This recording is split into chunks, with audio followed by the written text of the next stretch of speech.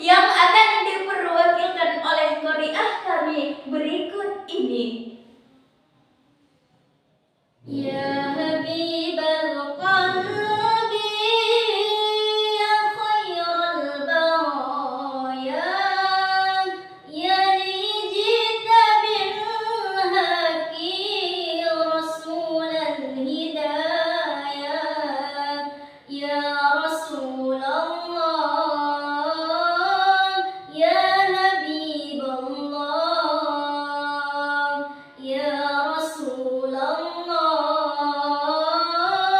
ya Habiballah.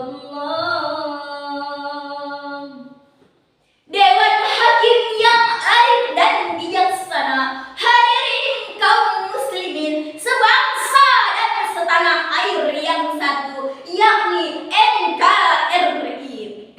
Pada umumnya manusia ketika disakiti hatinya maka ia akan ingat sampai kapanpun. Inilah kodrat yang terjadi di tengah masyarakat kita saat ini. Susahnya memaafkan kesalahan orang lain. Hal inilah yang mengakibatkan sulitnya mewujudkan kebersamaan dan persatuan.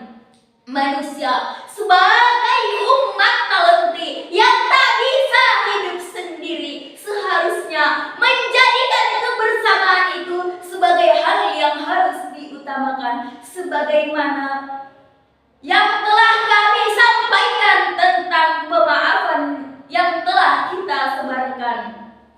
Pada kesempatan yang berbahagia ini, saya beserta rekan-rekan akan menyampaikan sarahan Al-Quran dengan judul Pentingnya Menebar Maaf dan Membangun Kebersamaan, dengan landasan Al-Quran Surah Al-Hujurat ayat 10 yang akan dilantunkan oleh qari'ah kami dan yang akan diterjemahkan sari tilawah kami berikut ini. A'udzu billahi minasyaitonir rajim.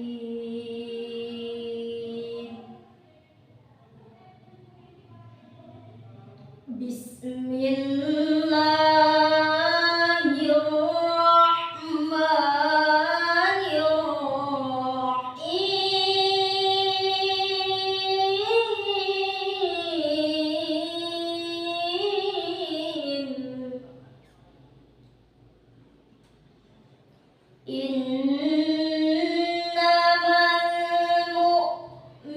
mu'minuna ikhwatun fa aslihu baina akhawaykum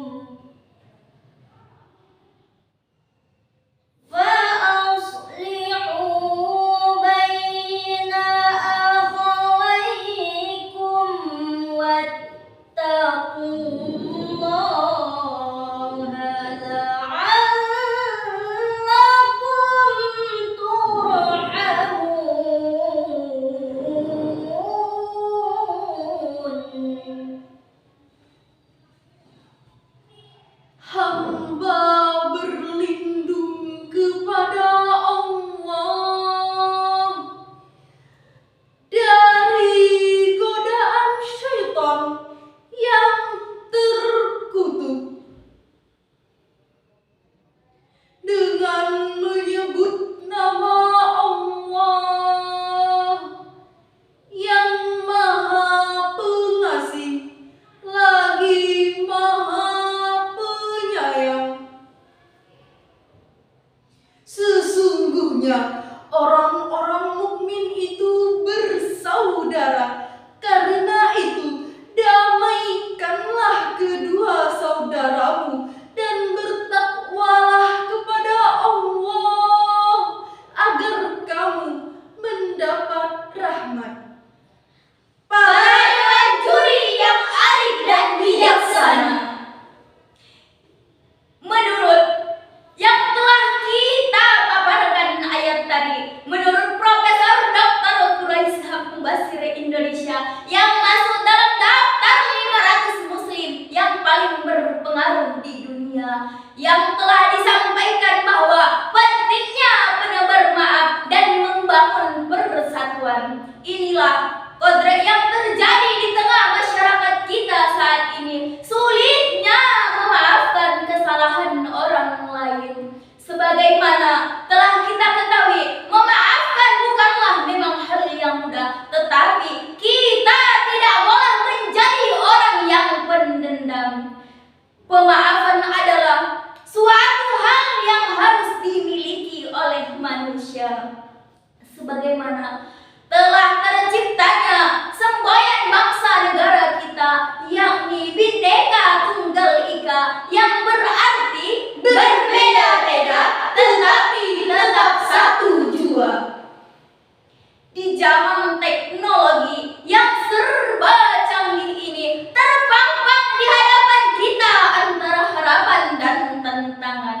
Imam Ibnu Datsir yang wafat pada tahun 1966 Masehi. Dalam tafsirnya Al-Qur'anul Karim volume 6 halaman 19 menjelaskan bahwa surah yang diturunkan tadi berkenaan dengan Ummul Mukminin Siti Aisyah ketika ia dituduh bermaksiat oleh sekumpulan orang-orang munafik. Peristiwa tersebut dapat membuat Allah murka dan memastikan kewafatan Siti Aisyah demi Rasulullah Sallallahu Alaihi Wasallam. Sayyid Qutb, seorang ahli kitab yang wafat pada tahun 1933 Masehi, dalam tafsirnya Al-Qur'anul Karim menjelaskan bahwa berita hoax itu adalah sebutan hati Zulkifli. Jika dahulu berita hoax itu diturunkan dari turun-menurun, segala dari ujai ke ujai. jika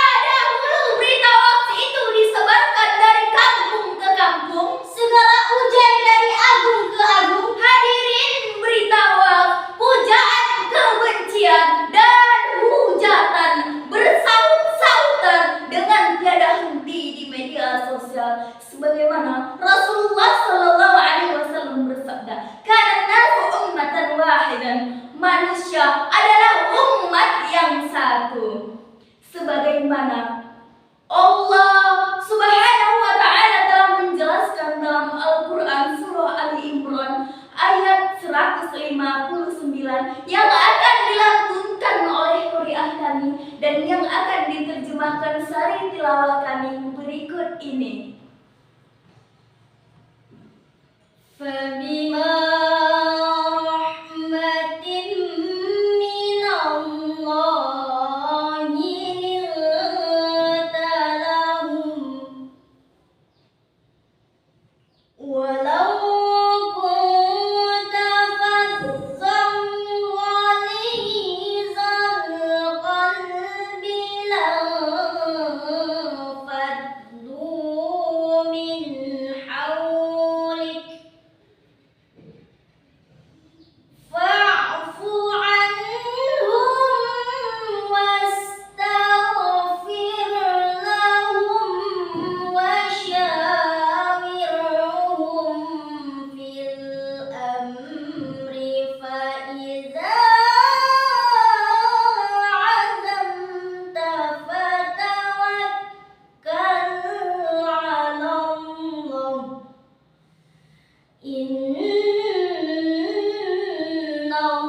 Innallaha yuhibbul mutawakkilin. Shadaqallahul azim. Maka disebabkan rahmat dari Allah lah kamu berlaku lemah lembut terhadap mereka. Sekiranya kamu bersikap keras lagi berhati kasar, tentulah mereka menjauhkan diri dari sekelilingmu. Karena itu maafkanlah mereka, mohonkanlah ampun bagi mereka, dan bermusyawarahlah dengan mereka dalam urusan itu.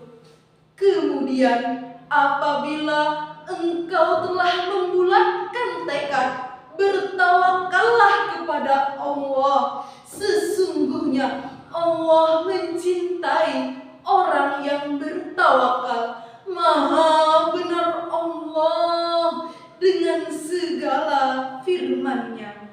Para dewan juri yang arif dan bijaksana, di zaman teknologi yang serba canggih ini, terpampang di hadapan kita antara harapan dan tantangan. Harapannya kita menyaksikan kebangkitan umat Islam yang sedang terjadi di mana-mana. Masjid-masjid kini semakin makmur, lembaga-lembaga dakwah kini semakin menjamur. Pengajian dan pengkajian tidak lagi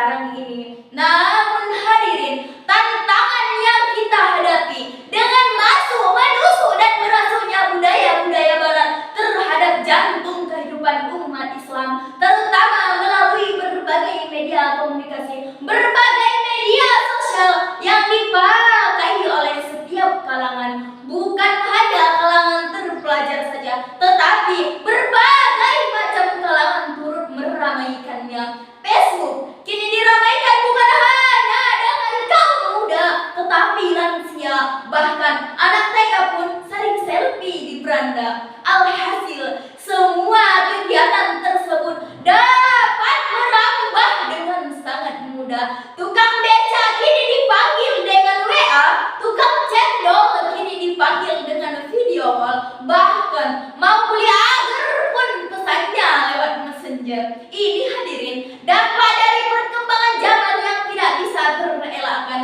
Menurut pendiri William dalam Decommission dan Revolution mengatakan, dampak dari perkembangan zaman dapat merubah kultur masyarakat. Lalu, bagaimana kita sebagai generasi muda seharusnya kita bisa memaafkan maaf kepada mereka? Allah Maha Tinggi, Allah Maha Bijaksana, Allah Maha Agung, dan Allah Maha Pemaaf.